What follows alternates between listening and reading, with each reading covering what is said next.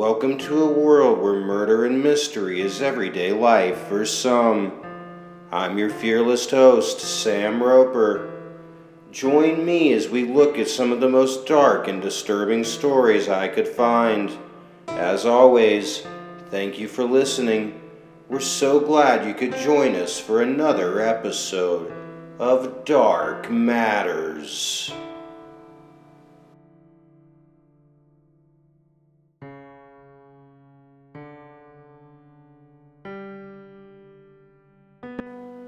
Katherine Hobbs was a child with two loving parents, though a child of divorce.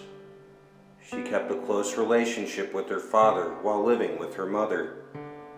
Katherine was 8 when her parents divorced, this subsequently being the first time she began having specific premonitions of her death.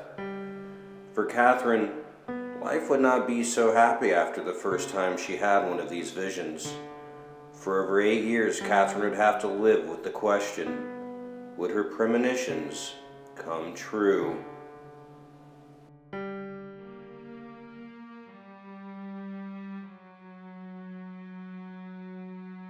Katherine Hobbs had believed she would die at a young age long before she turned 8. But it was one hot summer day on a trip to the mall that she would truly begin to see what was in store for her. Katherine, her mother, and Katherine's friend all decided to take a trip to the mall to cool off from the summer heat. At one point, Katherine and her friend are sitting on a bench inside the mall as her mother stood close by. Katherine told her friend something that she would never forget. Katherine said, "I'm not going to live past 16. I'm going to die before then."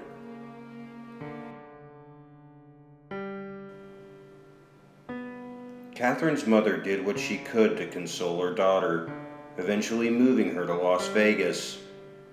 After the move, Katherine began to make friends and started to fit in fast.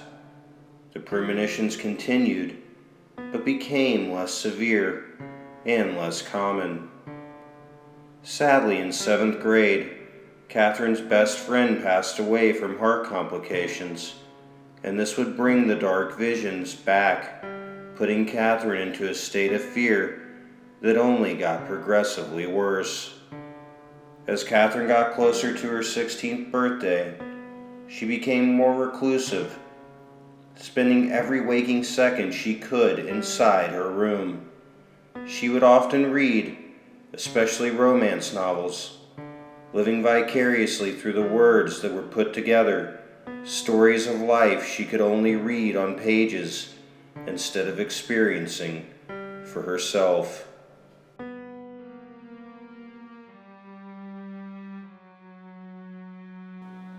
The years passed and the days grew closer, and then Katherine's 16th birthday came and went.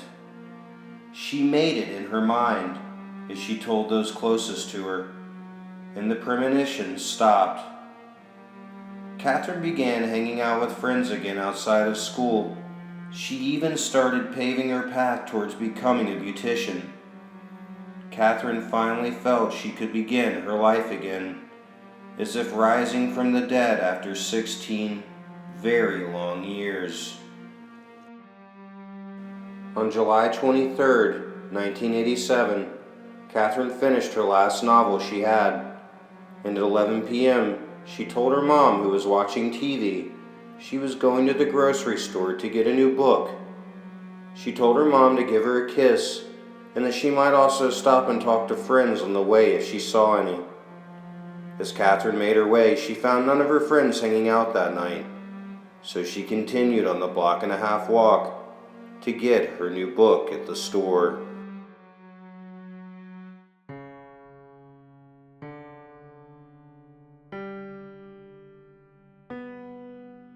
At 11:17, Katherine purchased that book, but sadly, she never made it home. Police started searching immediately after they were contacted. Unfortunately, Katherine's mother fell asleep and did not know her daughter was missing until the next morning. So once law enforcement got involved, quite a bit of time had lapsed. Going through Katherine's path that night, detectives questioned everyone they run into, finally leading them to the grocery store she purchased the book at. The store clerk witnessed her leaving after the purchase. From there, he saw nothing as she walked back through the parking lot into the night.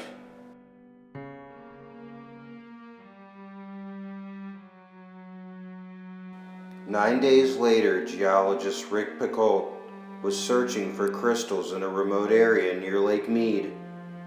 On his way back to his car, he noticed a strong foul odor. When about 200 feet from his car, he would find the body of Katherine Hobbs.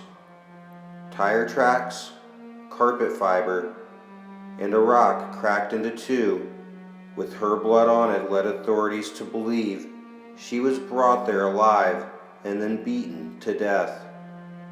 When going through Katherine's belongings back at the home, they came across several letters written by Katherine to her close family and friends. One read, "Dear Mother, in the event of my death, you shall get this letter. I hope you live happily, and I don't want you or anyone else to dwell on my death. I love you all very dearly. You were good to me, and nobody else could have been a better mother. Keep me alive in your heart, and don't ever forget me. Love always, Kathy."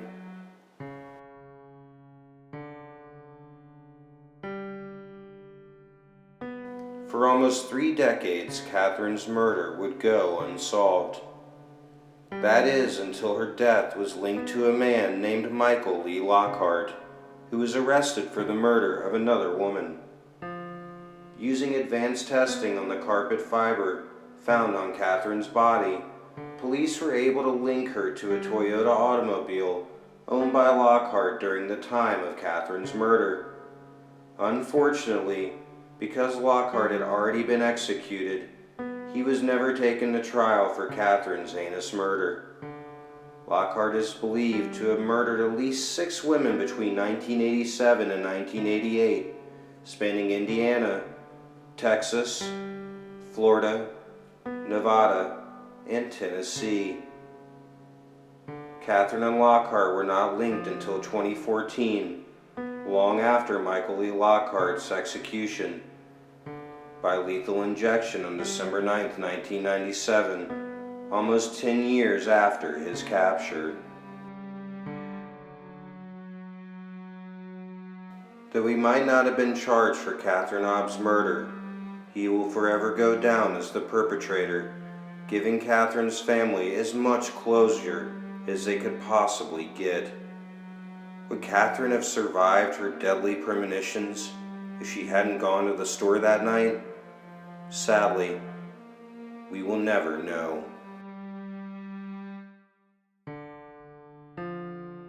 Thank you for joining us on another episode of Dark Matters. As always, I'm your fearless host, Sam Roper.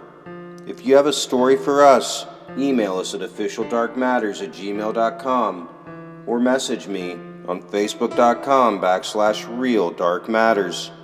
And remember, until next time, always look behind you.